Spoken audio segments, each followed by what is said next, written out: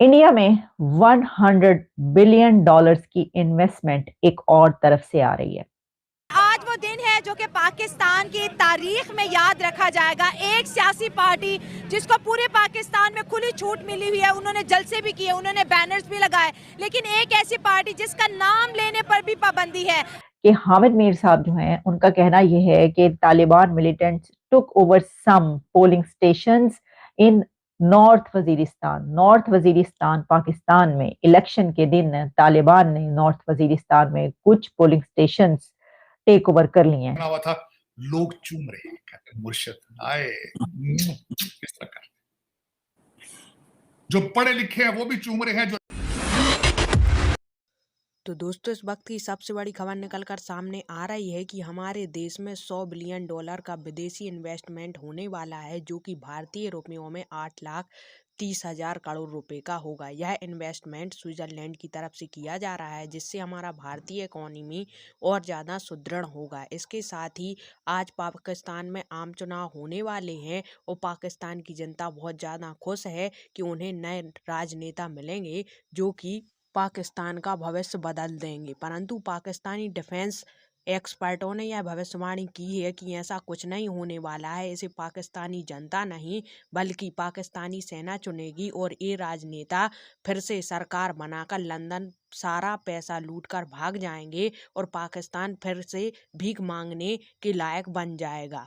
और इसके साथ ही यह खबर निकलकर सामने आ रही है, पाकिस्तानी कुछ पोलों पर तालिबान ने कब्जा कर लिया है और तालिबानी ने मार पीट कर इन पर कब्जा कर लिया है। तो आइए इस टॉपिक पर पाकिस्तानी मीडिया का रिएक्शन देखते हैं। और राइटर ने उसके बाद हमें वो इंडियन मीडिया में भी रिपोर्ट होती हुई खबर मिल रही है, और खबर ये है कि अब इंडिया में 100 बिलियन डॉलर्स की इन्वेस्टमेंट एक और तरफ से आ रही है।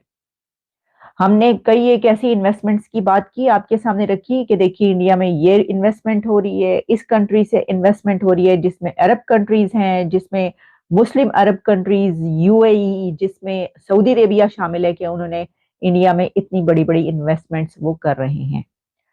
अमेरिका की इन्वेस्टमेंट्स जो एग्रीमेंट्स हैं उनकी हमने बात की, लेकिन इस वक्त जो खबर आपके सामने मैं पेश कर रही हूं वो इन सब कंट्रीज से अलग है, और वो ये है कि स्विट्जरलैंड 100 बिलियन डॉलर्स इंडिया है कि स्विट्जरलैंड 100 बिलियन डॉलर्स इंडिया में इन्वेस्ट करने जा रहा है। एक ट्रेड पैक्ट की बात की जा रही है। बड़े चोर चोरी करते हैं वो पकड़े नहीं जाते। हमारे मुल्क में रूल ऑफ लॉ नहीं है। जब तक रूल ऑफ लॉ नहीं आ सकता मुल्क हमारा तरक्की नहीं कर सकता। सर, एजुकेशन भी तो नहीं है ना। एजुकेशन कैसे आएगी जब बच्चों की रोटी तक पूरी नहीं हो रही? एजुकेशन क्या हम देंगे? आपके सामने खुदकुशियाँ बढ़ रही हैं, बेहयाई बढ़ रही है। इसकी मेन रीज़न क्या है? जब आपके पास पैसा होगा, मतलब हर चीज़ फैसिलिटीज़ होगी, तो हमें ऐसे काम करने की जरूरत नहीं पड़ेगी। लोग खुदकुशियाँ कर रहे हैं। क्या क्या बताएं आपको बाजी, क्या बताएं बाजी? क्या इंडिया इतना आगे चला गया है आपको, वो कहाँ जा रहे हैं अब हम उसके, लेकिन हमारे पास इतना मुसलमानों का जज्बा है, हम अभी उसको हम नहीं मानते इंडिया को। हम पाकिस्तानी है यार, हमारा ख्याल करें यार। ये किसी से पूछो, आपने बच्चों की रोटी पूरी कर रहा है? कोई नहीं कर रहा यार। ये बैनरों को हमने क्या करना है? इतने सारे पैसे, 25 करोड़ आवाम के पास रोटी नहीं, उधर 140 करोड़ आवाम मुफ्त का खा रही है। हमारे पास क्या है? कुछ भी नहीं है। दिन में दिन पेट्रोल बढ़ेगा, सब्जी बढ़ जाएगी, यही गल हो रही है ना। रेट बढ़ेगा। We are the biggest democracy of the world, ठीक है, कहते हैं वो बिल्कुल राइट पे हैं, ठीक है। हम क्यों नहीं कह पाते कि यहाँ पे बहुत सारे हमारे मुस्लिम सहल हैं, उसमें से फर्स्ट ऑफ ऑल ये चीज़ आ जाती है, हम ये चीज़ नहीं कहते कि हमारी डील होगी है। हम ये चीज़ नहीं कहते। कोई भी पार्टी है वहाँ पे इंडिया में ये चीज़ नहीं कहते कि हमारी जी डील होगी। यहाँ पे अगर हमारी पॉलिटिशियंस हैं वो ये चीज़ कहते हैं कि जी हमारी डील होगी। पाकिस्तान के अंदर डेमोक्रेसी आएगी, जमहूरी निज़ाम आएगा? नहीं। जाग रहे हो कि सो रहे हो? सो रहा हूँ। क्यों? वैसे ही हम जो अवाम है ना, वो इन लोगों के हाथों यरगमाल बने हुए हैं। अच्छा। हाँ, पूरा पाकिस्तान इनके हाथों यरगमाल बना हुआ है। ये इलेक्शन नहीं हो रहा, सिलेक्शन हो रहा है। ये आप रोडों के पीछे हो। हम रोडों के पीछे, रोटी का फिक्र नहीं आ रही है। हमारी रोटी का क्या फिक्र है? हमने कहाँ खाना है? हमारी मजदूरी कितनी चली गई है, जो हमें देता हमको रोटी पूरी नहीं कर रहा है। हमें तो वही अच्छा लगेगा जो हमारे लिए आटा सस्ता करे, चीनी सस्ती करे, घ्यो सस्ता करे ना, सानू फायदा मिले। असीं खलोते हैं सड़कों ते गड्डी। अच्छे वजीर आजम को इधर रहने नहीं दिया जाता। कोई भी अच्छा है वो मुल्क के लिए कोई भी अच्छी बात करेगा उसको साइड पे कर देते हैं। इसलिए इधर जमहूरियत नहीं है, रूल ऑफ लॉ नहीं है। जब तक रूल ऑफ लॉ नहीं होगा मुल्क तरक्की नहीं कर सकता। आप उसको सियासत कहेंगे?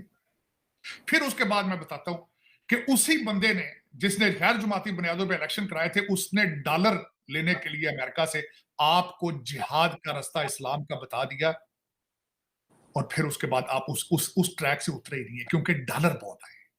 आज भी आपको खश पड़ते हैं डॉलरों के। आप आते हैं यहाँ पे तो वॉशिंगटन डीसी में आते हैं, प्रॉपर्टियां देखते हैं टोरंटो की, लंदन की, खश पड़ते हैं। वो सबसे बड़ा जुल्म उस डिक्टेटर ने किया है जिसने पाकिस्तान को बेचा इस्लाम का नाम देकर और डॉलर लिए उसने। और वो डॉलर एक भी पाकिस्तान के अंदर मौजूद नहीं है।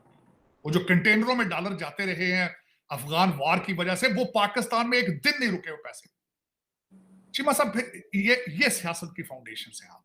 तीनों की तीनों सो कॉल्ड सियासी पार्टियां, मैं सियासी पार्टियां नहीं कहूंगा, सियासी पार्टियां नहीं कहूंगा। कल आखिरी जलसा नून लीग का था, सारी फैमिली स्टेज पर थी, सिर्फ 2 बंदे नहीं थे। हमजा शहबाज शरीफ नहीं था और उसमें जुनेद सफ्तर नहीं था। वो पता नहीं कब क्या, वो किसी और मार पे होंगे वो। लेकिन ये फैमिली एंटरप्राइज है, आप इसको सियासत कहते हैं? फिर जुनाब ने तकरीर फरमाई, अगले वजीर आजम ने मरी में। आपके, मैं बताना चाहूंगा आपके इशू इस वक्त क्या है?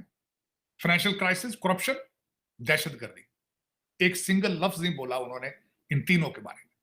मरी में क्या, उन्होंने माल रोड के बहुत बड़ा जलसा था, उन्होंने कहा you love me, I love you. Khudiya के अंदर जलसा किया, वहां पे यंग लोग थे, उन्होंने कहा आप यंग हो, आप मेरे नाल हैं, मैं आपके नाल हूं, और आप यंग हैं, मेरा स्पिरिट यंग है। ये प्लेटफॉर्म। उसके बाद चीमा साहब आगे चलते हैं, ठीक है।